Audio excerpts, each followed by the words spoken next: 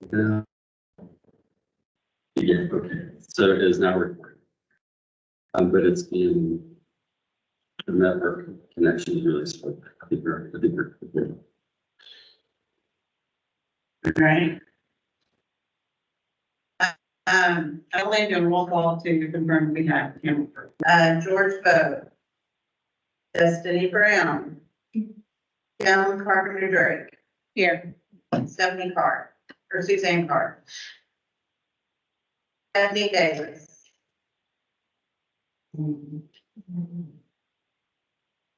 Yeah, for those of you who are online, if you, we're doing the roll call, if you can't hear, I'll just call just yourself, if you don't mind coming off mute, just saying here.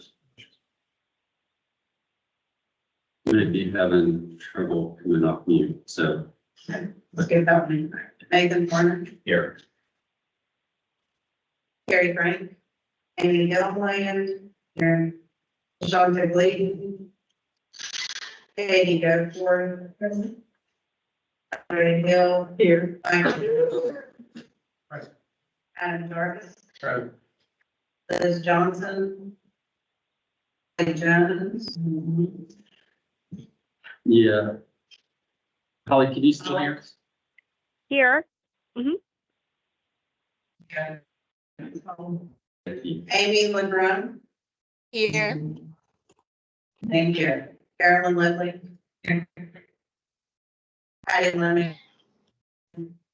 Greg Ross, Lee Moon. Patricia Bowden. Here. Nestor. Don Raymond. Present. Nancy Shalane. Here. Jason Scott. Here.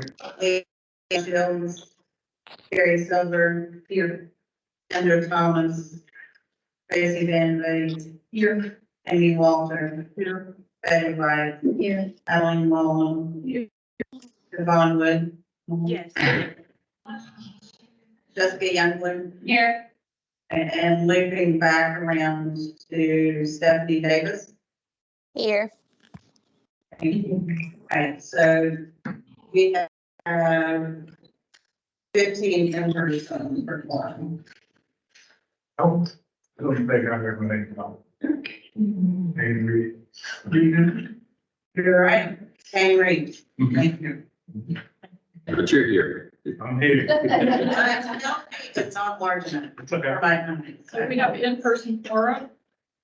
Amy, you did call my name, but I didn't. Yes, I have counts for quorum and doesn't count for quorum. So we actually have way more than 15 sorry, but only 15 voting for person. Which is cool. Our next business is to review and approve the last meeting in October. You should have received a link to these minutes. Jim can put them up for a minute there. You can review them and see if you missed anything. There should be a hard copy in your packet.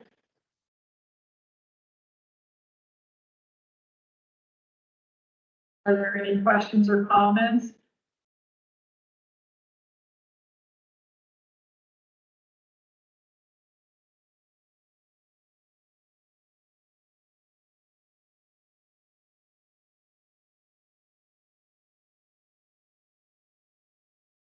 All right, well, we're going to call for a voice vote.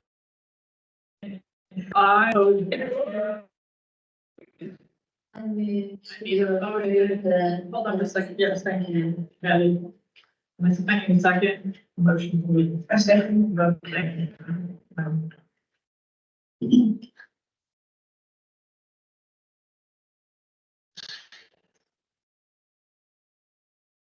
you. Yes.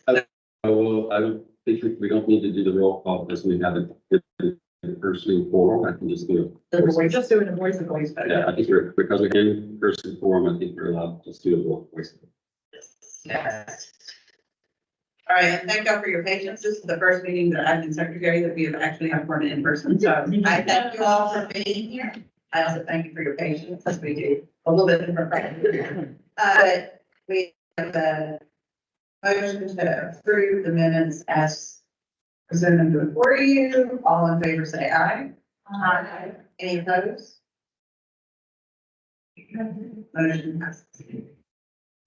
All right, Michael, I'm gonna call on Michael Hogan in the grants committee. Sorry, this is a surprise to Mike.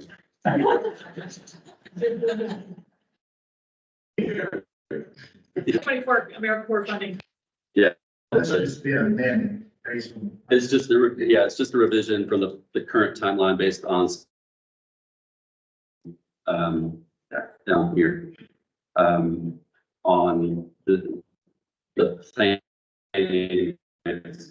specific. And Mike, I'm happy to, if anybody has questions, I can go into detail, but, and we also changed, Neelam's title changed. And so we changed her title in this document. But really it's just to add this notice of intent for the main grant process, which is separate from the AmeriCorps formula. And I think, and then the dates of the actual meeting in May changed from what we had originally thought. And so those dates changed, and then the following dates changed in order to accommodate for the different meeting of the commission in May. Any other questions or comments? We have an in-person. Motion to approve the revised. Motion to approve the revised, date and information on the funding. Second. Favor, aye. Aye. Any opposed? Thank you, Michael and Jeff. Now I'm going to call on Jason Scott to give the board development committee report. Yeah, so at our last meeting, we approved a change to the bylaws, in the development committee. We've been back some additional information from, administrative keeping up, we're going to look at that and, approve new version that takes into consideration some of the items related to things like proxy loading. So we have a meeting set for the board development committee in March, on March 4th. We're going to meet and go over that, get some modifications, and then we're going to follow a timeline that allows us to go on our next meeting. Instead of passing you revision of the bylaws that we're trying to accomplish, but also align with finance and administration. So, yeah, we're not doing both. There's no vote. It's just enough. Okay, thank you, Jason. Can, Terry Silver, can you give the communications? Well, I mean, I think we reported pretty much throughout the whole meeting. As you can see, we have our jackets and our polos. So thank you, that anonymous donor, for that. We're going to continue to update. We've got several changes to make to our Clemson state plan from the communications committee, which we'll continue to do at our next meeting. Thank you, Terry. Any other questions or comments for Terry? Call on Betty White to give the Foundation Service Committee report. So thank you all for being here today. You all are in process and part of what we're doing in Foundation Service for the conference. If the end of the week, more than that, you really if you look at the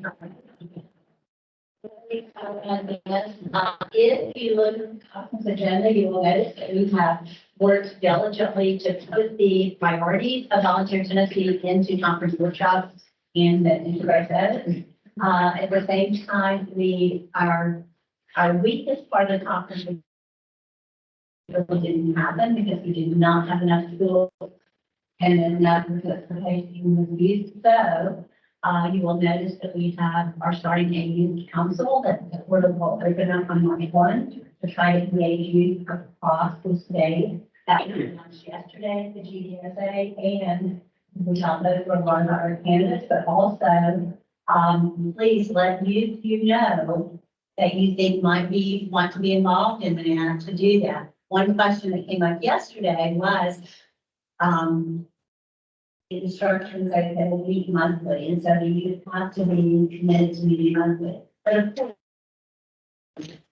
virtually, so that people across the state can do that. And then we'll try to gather them together at least once a year, maybe twice a year, so that we can get the youth involvement and try to regain and community track. The pandemic hurt us, then last year we had the National Youth Leadership Conference here, and so we just, this year we didn't have that spring coming in. So you all would put that on your agenda as well.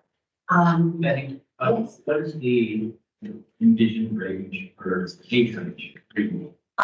There is age up through, basically it's kind of all in, you know, 40. What's the youngest?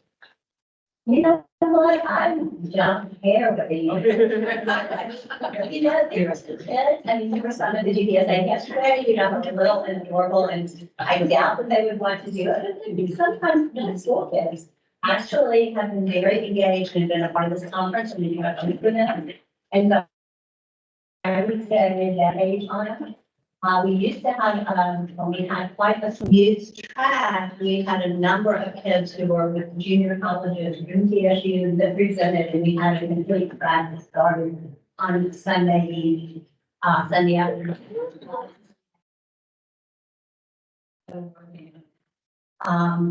And then the other thing is we're really excited about our service project tomorrow. We are partnering with the Well, which is a security initiative in Spring Hill, Tennessee, which is right down the street. And so they are going to be bringing items for us to put together 2 different stations in Tulsa.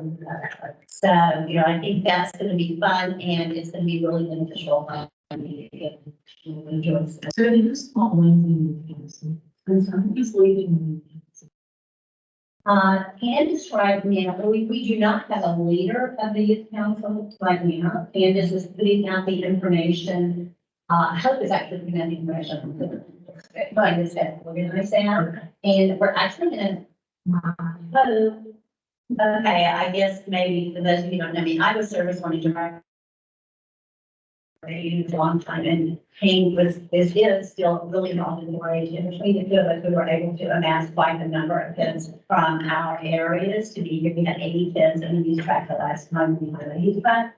And as I said, it's a hand is kind of criminal. I tired, so I've lost some of this one situation. So we just have to kind of make a full-blown effort to try to reinstitute this, but I have offered to get one of that. So I'm not offering to lead it necessarily, and if there's someone who would be about to do it. And you know, there's gonna be the support foundation for that group, you know, and, you know, who would be, I guess, taking notes and sending these out, you know, making sure that the meetings happen and. Well, I think it's a really good question. I think initially, Candace is going to do that, but my vision would be that if you see that.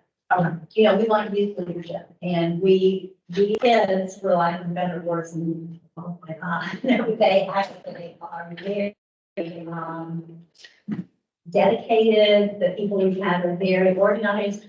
They'll take the initiative. We just have to find the right people. We're just asking them to help you, to help, asking you to help us find those right. I know they're there. There was a young lady yesterday that we announced, it's her, she determined as her time and for that at least realize. She's working on it. She was, first semester and she re-upped for second semester. So we don't know how much longer she might be doing. Okay. We might know. Probably through the end of the spring would be my guess. I mean, yeah. Yeah, we would like for. I think that's a wonderful idea that you guys have connected. I really do. Well, I mean, we know that foundation of service begins with you and the young people, and we continue to grow that. And so we want to do that, and we're just asking for help. To the slide we have,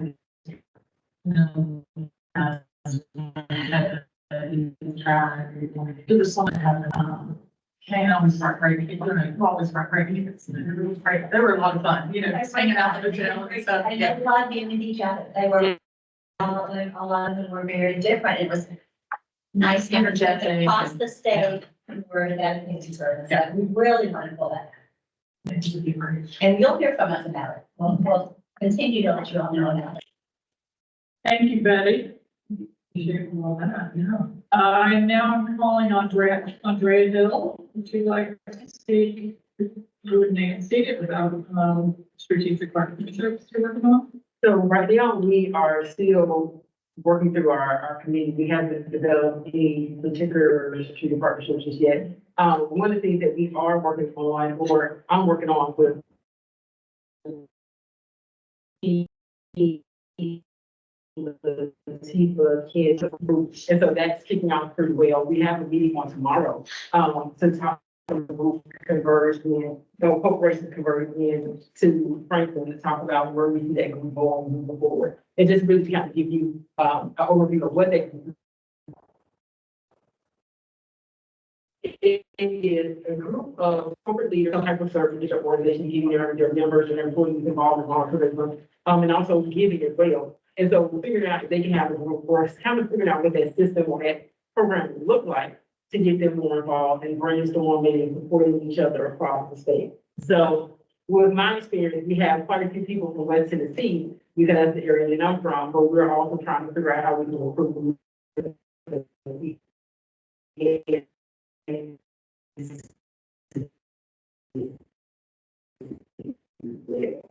So we have a couple of folks here. We have Blue Cross Blue Shield here. We have things about the conference here, and so we'll have a few other folks coming in and trying to come out today. So Fantastic. Fantastic. Everybody did such great work. yeah, Appreciate you all. Are there any other questions or comments about anything in general? I wanted to circle back at the program to, yes. I was gonna ask if we have the corporate contacts in the middle of this area, so we can share those with you. please do. Okay. Yes, please send them to us. Latifa is like the main lead on the Okay. team, but you can definitely send them to Candace or I. And then we'll make sure we compile and get everybody involved as much as possible. And Kim probably break it on that group as well. So philanthropy, members, not necessarily nonprofits, but definitely corporations as well will be involved in that. All right, thanks. Jason? No, I was just, Thanks, yeah, trying to. So just to kind of circle back around to the bylaws, we've had a couple of conversations and meetings about the executive order and aligning it or figuring out what are the commission's connection or supervision or I want to say process is with regards to Volunteer Tennessee executive director. And some of the changes, I think we're trying to work with, figure out, Jim, did you want to bring those forward or? Everybody should have an idea of what we're working with before, I mean, we're gonna have another meeting and be working. And you have in your packages, these are this with the red and these are the comments from the Finance Administration Office of General Counsel. They're kind of all to the right in the blues. So you can see some of them are kind of simple, straightforward things, but some of them are a little bit more complicated. Yeah, so just, And Jason, I can go to any, I can go for the people on. I can. yeah, there's a section, right, I guess the page 7, there's a item on the forum that talks about proxy voting. You can do some proxy voting once during the pandemic in particular, how we were able to get folks together. Proxy. We do the way that applies, which is based on laws.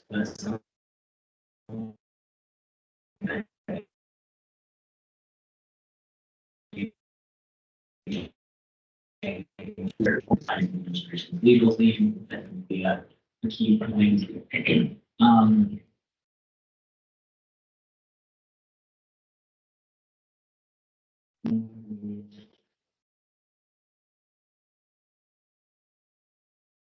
Audit committee, that was another requirement, yeah. So state law requires that there be an audit committee, and so that had been removed because functionally, voluntary Tennessee is not maintaining an audit committee. But it is state law that voluntary Tennessee. Sorry, for those who are following, that's page 11. Yeah. And one of the, it's required for community, it's not just small, it's not just volunteer service, right? And when we were looking at it, we weren't aware that was like a blanket requirement. So just functionally, and that's why I had to change the foundations of service, because we were looking at it. We have a foundations of service committee, but that's not in the bylaws. Switch those out. Turns out, after that, the audit committee, it's probably worth having to vote that and knowing you know. Yeah. So what would an audit committee do that the grants committee wouldn't do? Because they're duplication. I would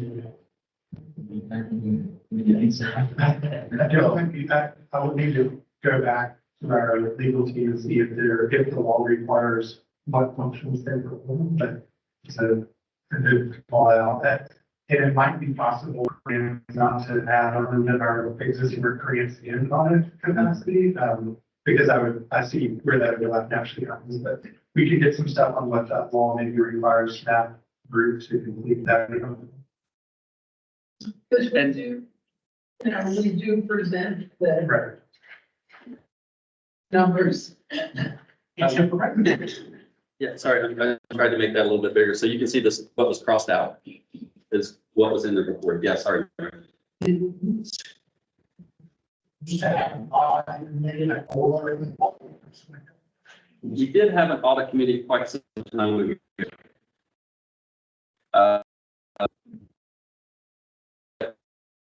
It's they to get together because in addition to the other standing committees, and so having time, because as you all know, typically what we do is during a meeting, which not today because we don't have enough time, we would break up into committees and the committees would meet and then we come back.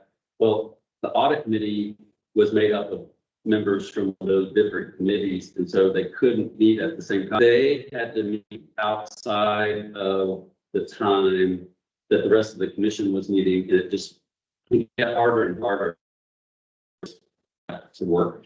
So it just kind of, and the other thing, quite honestly, the question that Eileen just asked was the question that they were at the time, we were not really sure what we're supposed to be doing. So it just kind of stopped meeting.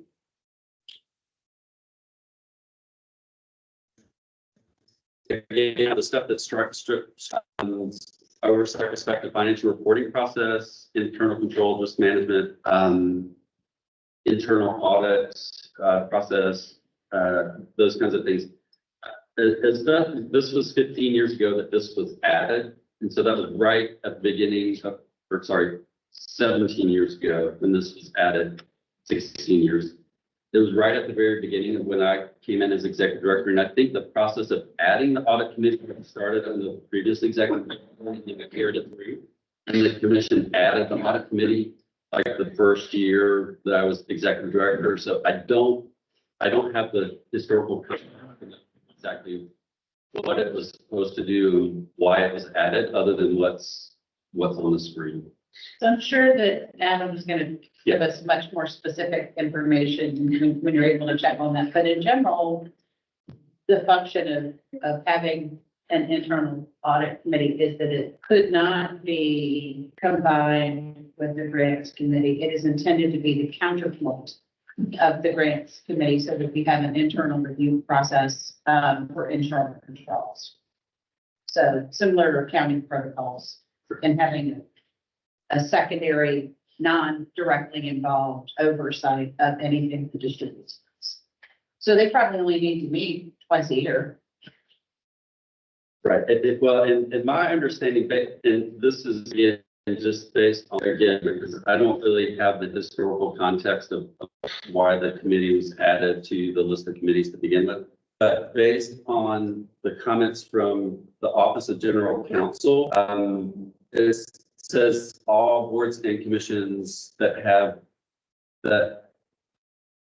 hire or fire employees or that prepare financial statements have to have an audit committee. Volunteer Tennessee doesn't separately prepare. That's all done through the Department of Finance Administration. But the executive order does provide the commission the authority to hire staff. So I think that's why the legal counsel is recommending that it be added back. But again, I think we just have to get some clarity. And if that's the case, then what's the role of that committee going forward? Sorry, I don't think I can get both the strike through language and the legal counsel on the same page. But that's what the comments are from the legal counsel there in the comment 23.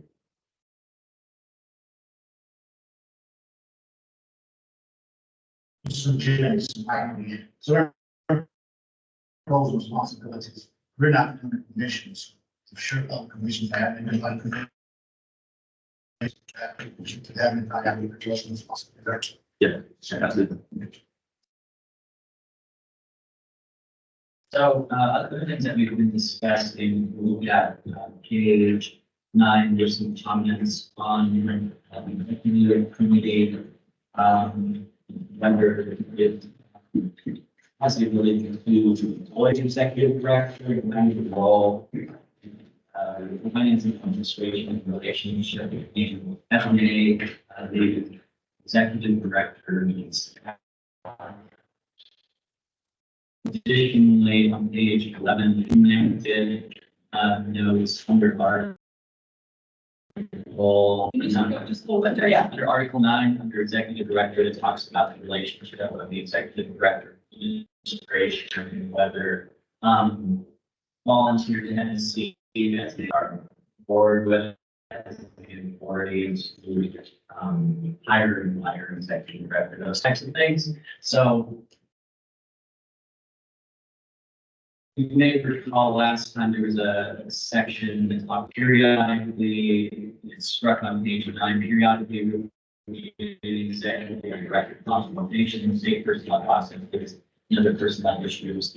Our thought is a board development committee, when you put that in there, was that was our mechanism of exercising the authority of the board to kind of look at and manage the executive. So at the time, our understanding was that the board was involved in both the hiring usually of the executive director process last year that things and that is good. And that's kind of effectively what's happened, but we discussed this in finance and administration.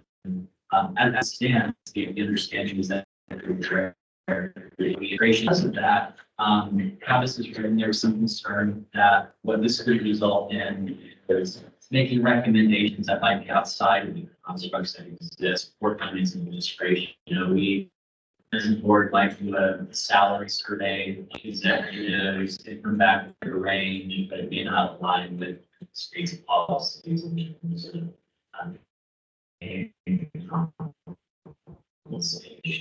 so this is kind of more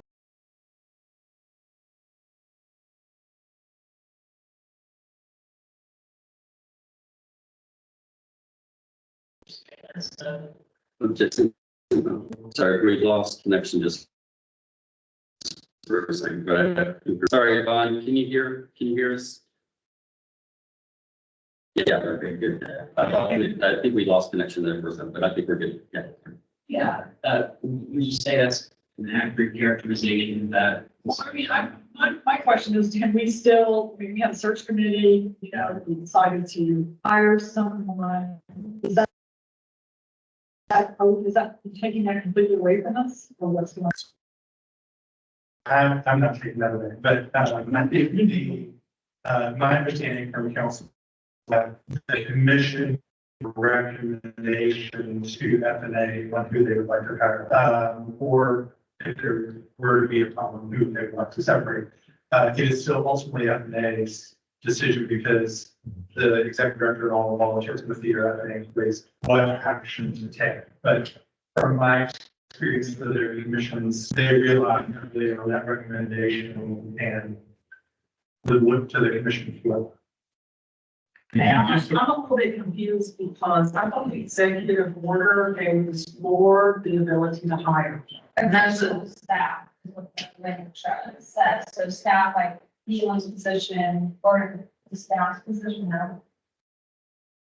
So, well, just for clarity, the original executive order named an agency that's no longer around as providing administrative and staff. So the governor's planning office.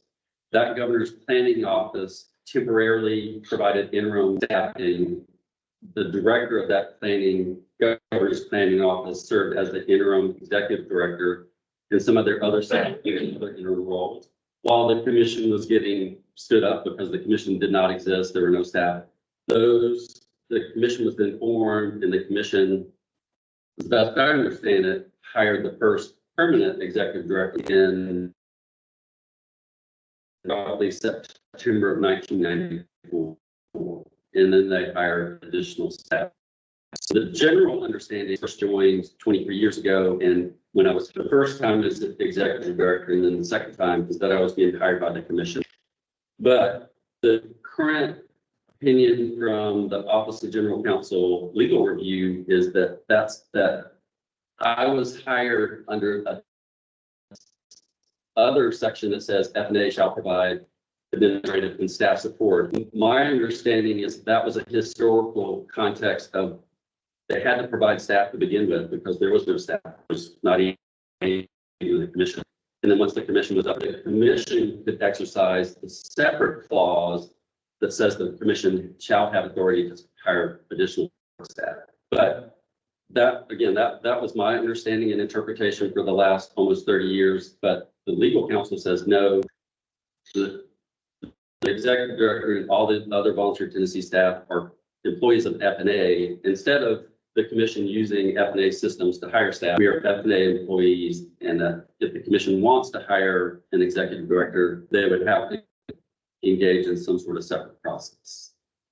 So one of the key things, though, about the bylaws is there's an entire article on executive director, and you can, sorry, I'll make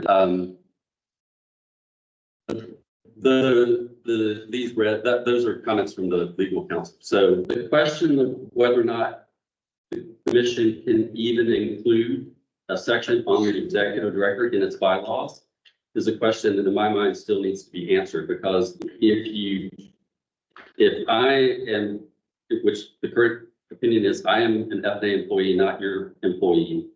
And as Adam said, the commission can give input, but the final decision ultimately rests with the commission. So if the commission wants to hire its own staff, it would have to go through a separate process. But right now, this section doesn't really seem to apply. So if you zoom back out, I think it actually, the comments read that the executive director serves at the pleasure of FNA, but that the commission has the latitude to recall dedicated staff to support that executive. well, I'm not sure which. So, however, it does have the authority under EO 55 to employ such additional staff support within its budgetary limits. So the commission has the authority to appoint, I'll accept the executive director Well, who reports to FNA. I don't think that's the interpretation, because what they're elsewhere, I think there's something that says that references all staff. So I think it's actually the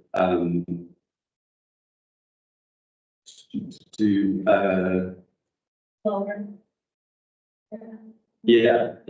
So again, this is talking about the executive director specifically, but saying if the commission wants to hire an executive director, that person would no longer be an FNA employee and they would have no supervisory authority over FNA staff to provide service to the commission. That's the other commission staff. So again, I think the current interpretation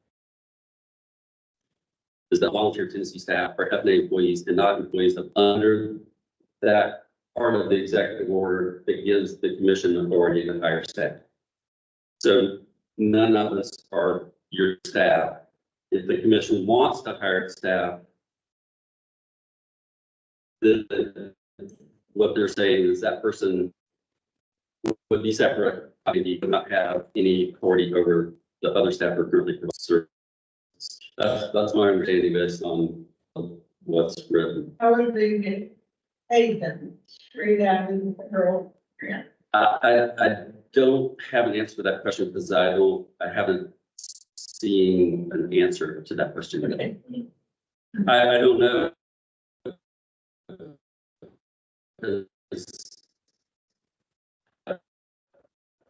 Part of the challenge of the federal money and the state appropriations flows through that systems because the commission is administratively attached to FNA. So the money flows through FNA. So I don't know how it will work. The commission doesn't have any kind of separate pot of money somewhere where it could hire someone to do that work. I mean, I can see there's volunteer Tennessee could go out and do a lot of fundraising and hire enough to provide support, but I don't know how that would work. Having a nonprofit employee provide support to a state commission. Yeah, I don't know. Could it not be where we just rewrite it and say in consultation with FNA? Well, so there's two things, and I think the commission needs to look at these things in parallel.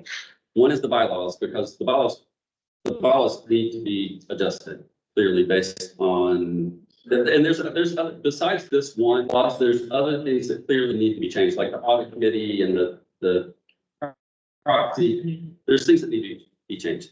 So the commission clearly needs to engage in changing the bylaws. In parallel, my opinion is that the commission should also be for potential changes to the executive order. Now, for those of you who've been around for a while, you may remember that the board development committee already drew up a recommended change to the executive order. That happened right before COVID. So the chair at the time and I talked about it, and we both agreed that it would not get any consideration if we passed that proposed executive order revision to the governor. It just wouldn't get considered because of COVID. And we didn't at the time, and then I don't think anybody did, realize that COVID would go on for 2 years. So 2 years later, that executive order has never been sent to the governor. It's never, nobody's looked at it outside of the commission. But again, in my opinion, the commission would do well to pursue both in parallel. And go back, and pick up, look at it, see if there's any additional edits that need to happen. Send it to the finance administration legal team to take a look at. And if everybody's okay with it, then to submitting it to the governor. And just to add on to what Jim just said, our legal team has, they agree and want to, there does need to be some cleanup between executive orders, because there's two. And that's a delicate ask with the governor's office in terms of executive orders, but they're willing to do that. And we spoke to the governor's legal team and said, let's get through session and proceed. So there's that appetite. Yeah, well, and just, there's other things in the executive board. The whole reason, I think, that if I remember correctly, Eileen, I think you were the chair of the board development. I think the whole reason the committee picked that up at the time was to change the size of the commission. That was the reason for looking at changing the executive order. So right now it's a hard, like there's 25. And the purpose of looking at revising the executive order, and the board development committee did other things in that revision. But the purpose was to make it a range of like a minimum of 19 and a maximum of 20 to give the governor a little bit of flexibility. So if we had people resign, we didn't have to worry about, the whole quorum how many people we had to vote.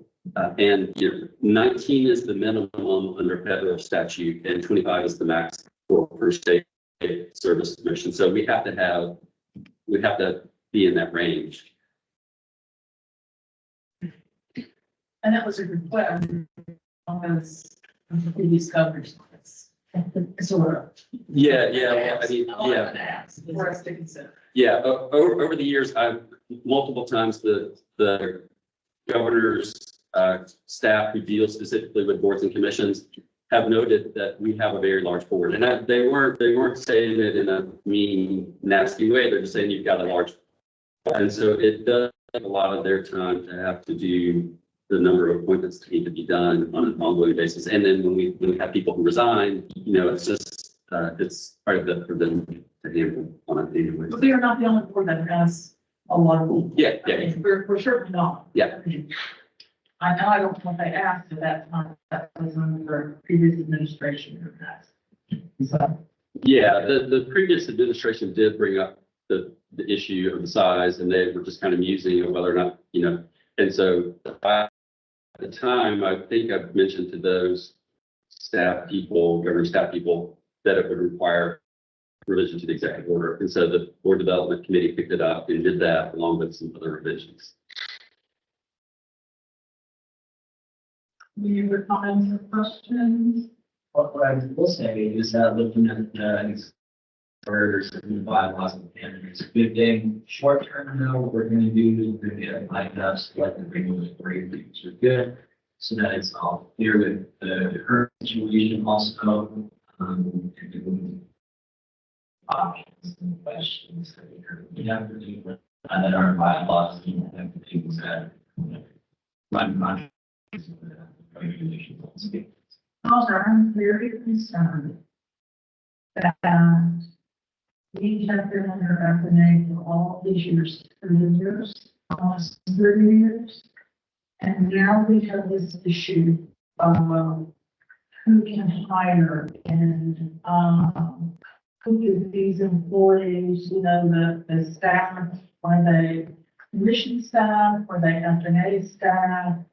And because, if they were FNA staff, we have an initiative that we say that the staff to complete and FNA says, no, they're not going to do that. So I think I'm very concerned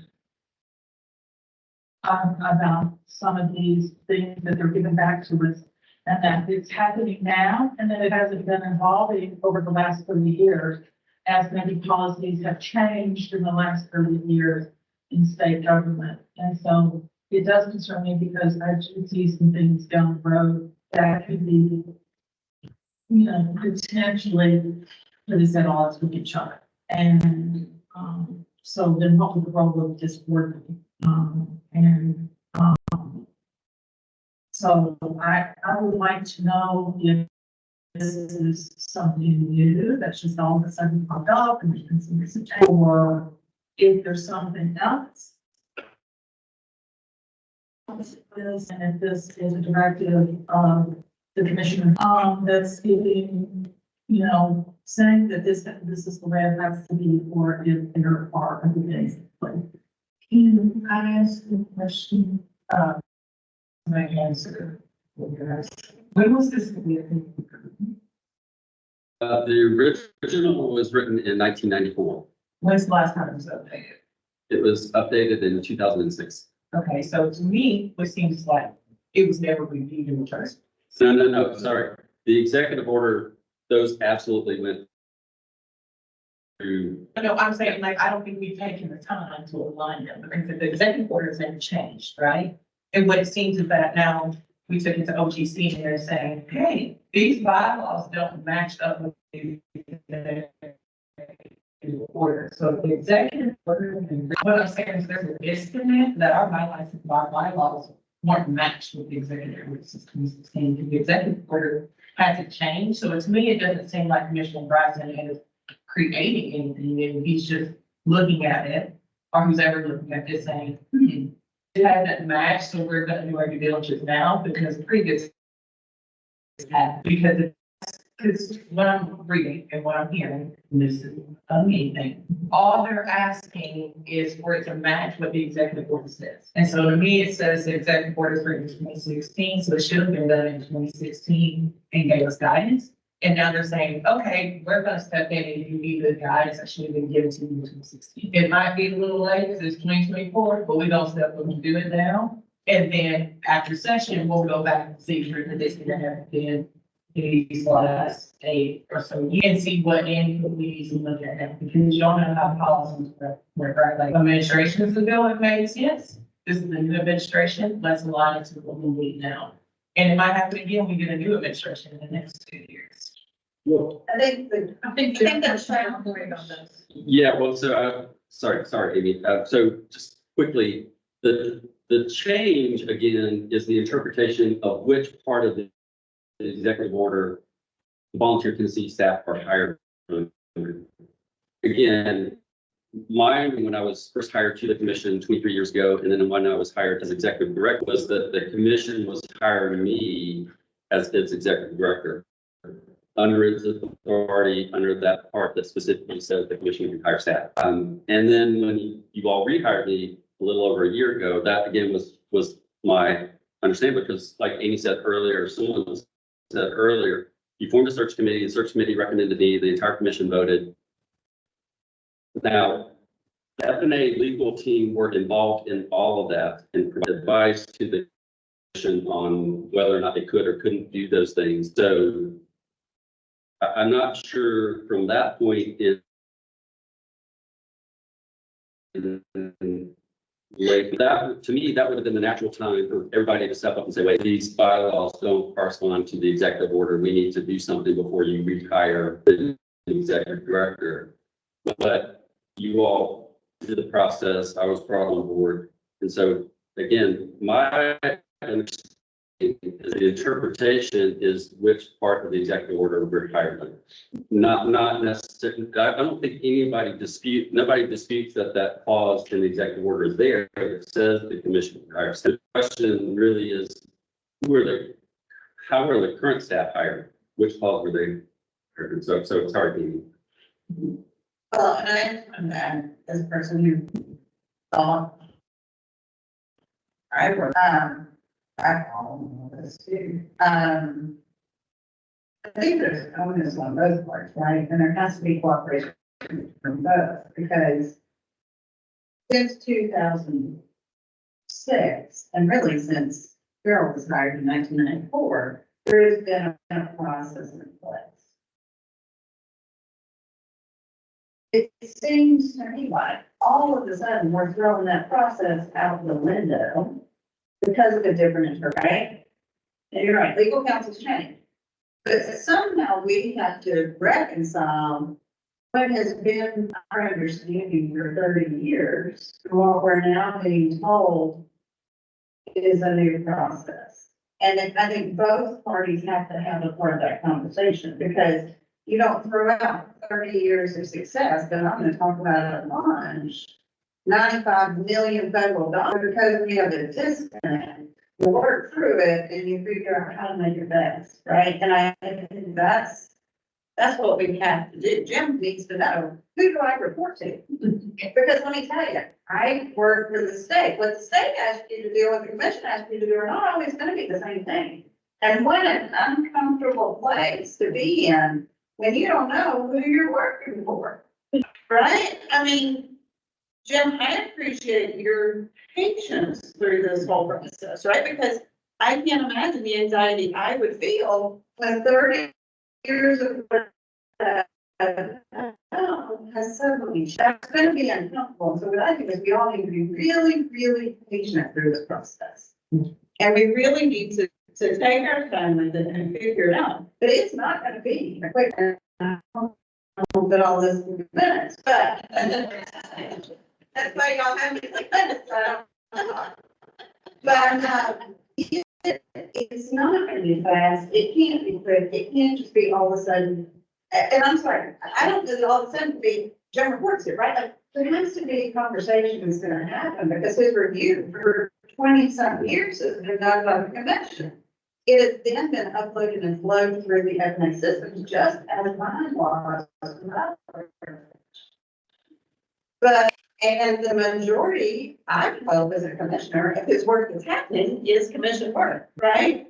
And so I think we're really going to work hard for this because, and I'm looking at you here, but like, I don't know if you know as much as Tracy does about federal grants and federal regulations and therefore and all of those things that the commission is responsible, right? Because those are kind of different. Now that's maybe fairly, yes, but they're different. And so I just think we're really gonna have to like show some patience, understand it's uncomfortable, and then work for a collaborative solution that works for FNA and but I think it's gonna be hard. I have a clarification question. Where does the money come from? So, As a new commissioner, like, do we own a budget? Are we fiscally responsible for a budget, or are we allocated a grant budget to distribute? yeah, that's a great question. So Volunteer Tennessee is a state commission. State commissions are required by federal statute in order to enable the state to receive funding through the AmeriCorps agency. So this commission has to exist in order for Tennessee to qualify for that AmeriCorps funding. All right, that's why the commission was originally created back in 1994, so that Tennessee could be eligible for that AmeriCorps funding. So we have several different grants that we get from the AmeriCorps agency by statute, by regulation, by grant notice, all that. Those funds have to be used by the State Service Commission. So, I mean, we can't take that money and use it for something else, which I don't think nobody's suggesting we're doing that, but it has to be used by the State Service Commission. So the majority of the money that flows through this commission comes from that federal funding. Now, we have pass-through grants that are 100% federal. They go out to the agencies in the community. Then we have two operational grants.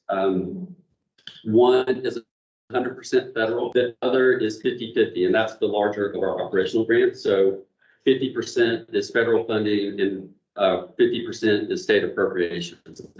So within the state appropriations each year, there's a little line with underneath the FNA section, because it has the different agencies within FNA. There's a Volunteer Tennessee line that has the roughly $420,000 in state funding that's in that line. So that's the state part that matches the federal part for our operational grant. So the staff funding, except for one person is 100% paid federal, all the other staff are paid 50-50 state federal. And again, that federal part is the stuff that's specifically for state service commissions. And in fact, the grant itself is called the Commission Support Grant. So I wanted to echo some of Amy's comments. I think part of this is we haven't turned an executive director a lot within the last 30 years. And so it's this process that is, to Destiny's point, been brought back up that makes us take a look at some of these. It's also my understanding, and I wasn't here in 2022, but the legal counsel advised at that point that the board should take a vote to recommend a reaction. So in alignment, they would recommend FNA hire the EOs, and I want to read ourselves in some of the founding documents, if you will. The EOs have precedent over bylaws. So the EOs are obviously executive orders from the governor, be it at the time, Brett Senator. We've worked. Yeah, that was slipping my mind. I was like, what? So those executive orders, and there needs to be some cleanup between those two. They don't actually have that. There is an executive director. It's our bylaws that are creating the executive director. And that it says, or it calls out that FNA shall provide the administrative and support services. FNA's view on that is that administrative and support services include the staff that the commission staff is, as they're often referred to. And then it also does call out that if the commission so chooses, they can go out and hire additional staff within whatever budgetary limits they set, et cetera. So I agree that there needs to be some cleanup. And that we've probably had some opportunity where we've not had some of this cleanup with FNA law work. But I would also say that it's probably because this doesn't happen a lot, unfortunately. But that the executive orders are fairly clear that FNA provides the administrative staff and support, and they call that, they word that a little bit different through their legalese. And that's what FNA views as those commission staffing or volunteers in this case. We actually need to move forward right now. Questions or comments, please send in, and we'll do our best to kind of tell you where we're going and what we're gonna need to probably in tandem with the executive order and bylaw. And then, figure both that, because the executive order has some vague language in there to me, and got us into a little trouble. So we want to try to align those, but we also don't want to, if something's broke, not broke, don't fix it. We don't want to be disruptive just for the sake of making change. We want the change to be something that's productive and that doesn't interfere with the work of volunteer agencies. And one quick one, yeah, I'm sure, just real quick. So what I heard you say is that FNA believes that all the commission staff are currently their staff, and yet that's funded 50/50. So why would the commission not have, why would that not be favored? But it is shared through, and I want you to weigh in on this. You mean shared in terms of responsibility? Well, it seems like, I'm not sure how we would hire any additional staff. I mean, the 50% that draws them, y'all are already using them. Right, for the staff. So the EO calls out, and I want to your point, I know we need to move on, but, and I am not a lawyer, so I am not interpreting, I don't know, I have to really rely on what they give us. But it's my interpretation that the EO does allow through other means, I think Jim, you mentioned it, it's another nonprofit associated with the commission, additional staff on top of what FNA is required to provide the commission. okay, well, we will have further discussion, everybody, but just so everybody kind of knows what we're all trying to do, we want to come together on this. Right now, I'm going to call for public comment. We didn't get any requests to make public comment, and I don't see any members from the public have joined us in person or. Sorry, not public comment. I was just gonna say job well done to the team yesterday. I was able to attend because what they've been, yeah.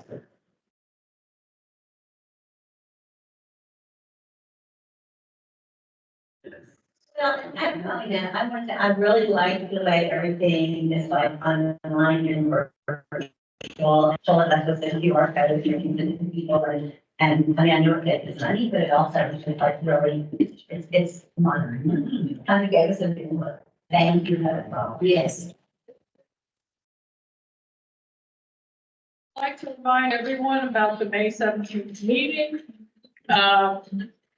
Jim's going, I'm going to call on Jim to ask everyone about the evaluation. Yeah, sorry.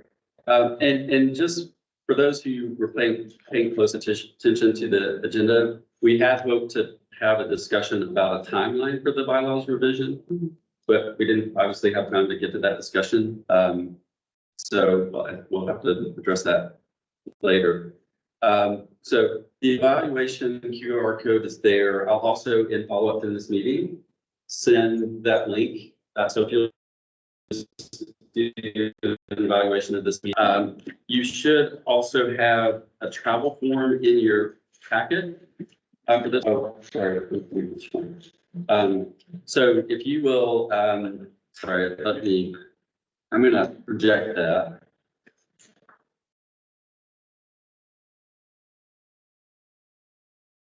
And then insert some which way the communications committee decided to donate $100. Try to catch us. $100. Whoa. John Riggins there. Committee. Whole committee. I hope the other committee would agree with that. So for those of you who travel, now if you're staying for the rest of the conference, and we're reimbursing you for your attendance here through the conference. We're paying your hotel room and most of the food is provided. But you won't submit your travel form until later. And I'll also send this electronically. But if you're only here for today and you're coming in and out and you need reimbursement, if you will fill out the yellow section and so the day, the place left, and that can just be home, the time you left, and then the place arrived, and for that, you can just say Franklin Marriott, and the time you arrived.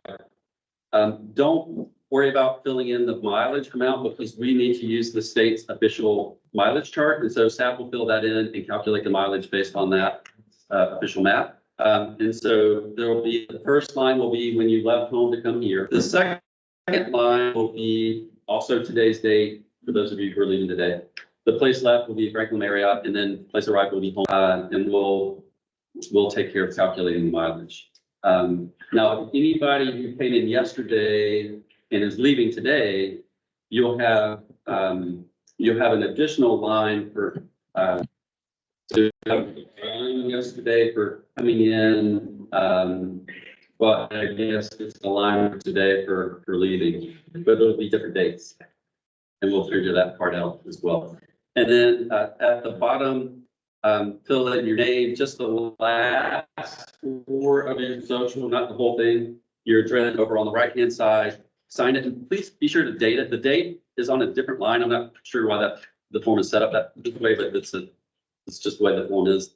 Date is on a line right below it. So if you'll sign it and date it, make sure you hand it to me, and then we'll take care of it.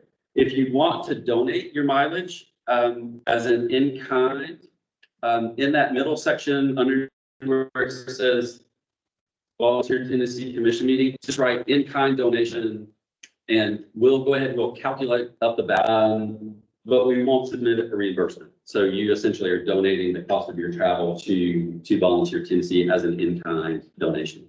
And if we're all wanting to do the 100%, as a board donating through some friends and family, or friends of Volunteer Tennessee, will that also count? Or do we have to do a separate donation?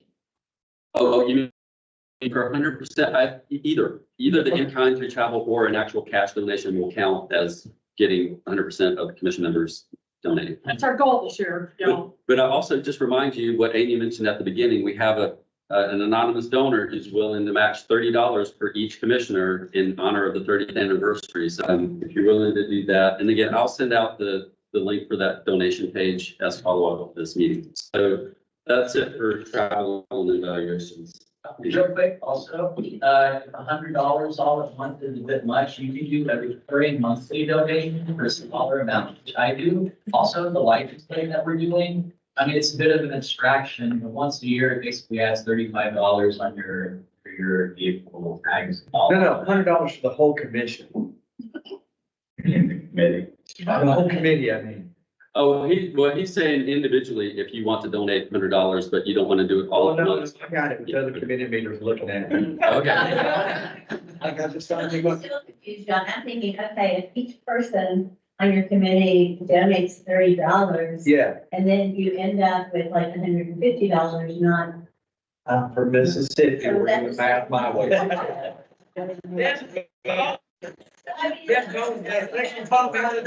Thanks for calling out of the meeting, Betty White. But also, sorry to add on. Confused. I'm not a math person. You're right, we're at 150 this month. Sorry, really quickly to add on to Jason's, and then Adam had a question. Jason's point, if you donate online, you can designate whether or not you want it to go to the conference or the Governor's Volunteer Stars Awards. If you don't designate, it'll just go to the general Friends budget for them to use for various things. So if you want to specify, make sure that you designate either the Tennessee Conference or Governor's Volunteer Stars Awards, if you want it to go to one of those events. I'm a chief, I was gonna ask, does the online form take a fee out of whatever you're gonna, and like, is it? They do. Do you get more money if I just register? Yes. Yes, but you can donate the fee Okay, if you want to. So what they do for the fee is they deduct it from the amount that they give to Friends. So you don't actually, but you can pay the fee if you want to. Checks are totally fine. So Friends of Volunteer Tennessee, and then we'll put them in the mail.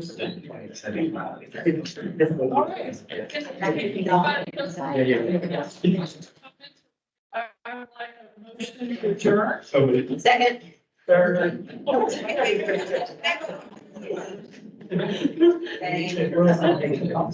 Yeah, it's, I'm saying, anything to get that cabinet.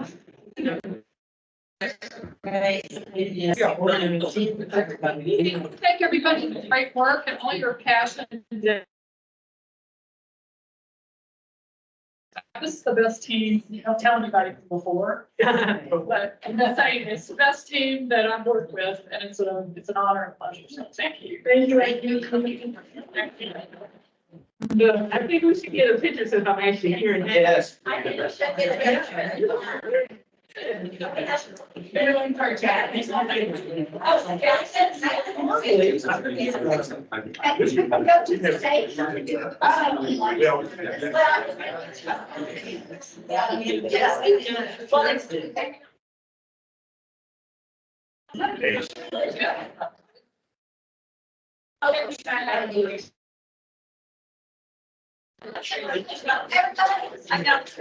we can get a picture, we can go into the main room on the stage, so we can have the lights and cameras and action and all the lights and stuff. So we can go. And we can go to that, take a picture with the lights.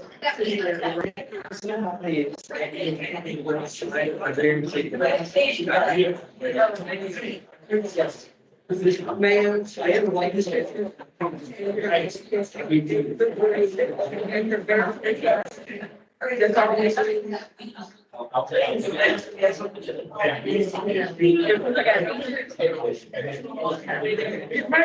got enough of my friends.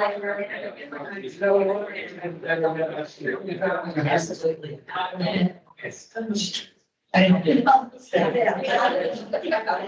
will see you over there. If I don't read, I'll keep my confusion. Really was the stage. She said in the room. See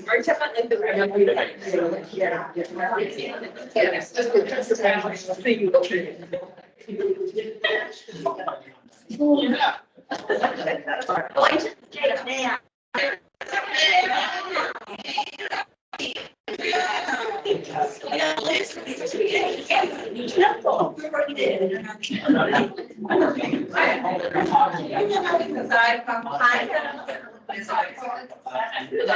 They were being the bad, it doesn't matter.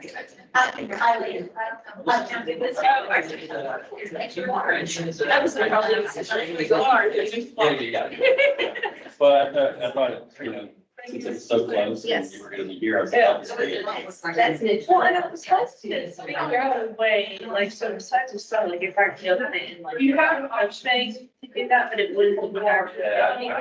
Yeah, I don't know, I mean, you can, before you sign it, you can. So it's like, what you're And then you can use the people that. Right, fine, it might be a little bigger.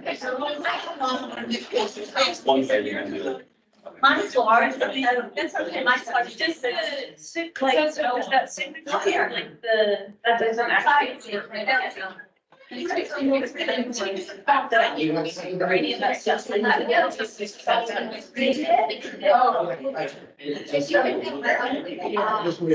Look weird, so I was concerned that the financial office can use that, so. Yeah. I think you know what probably, but I think maybe it's the way I was viewing it or something that looked like something. I'm good. I'm here, roll like my sleeves over. See, yours things like this. See, I'm rarely do I have anything in my. Yeah. Yeah, okay, fine, picture. Let's go back to picture. Pick our photo off. Yeah. I mean, they were both largest, and so it doesn't matter. Yeah, we have submitted it, and some of the reviews and back, yeah. We're back in. Yeah. Well, and again, it was just something. I was gonna- In the meeting. Is that- we don't need it for the thing later, right? That, but I will see. For the 30th thing, right? I don't think so. Okay. I don't think so. Okay. Jim, come to the stage, get our picture done. Yeah, I'm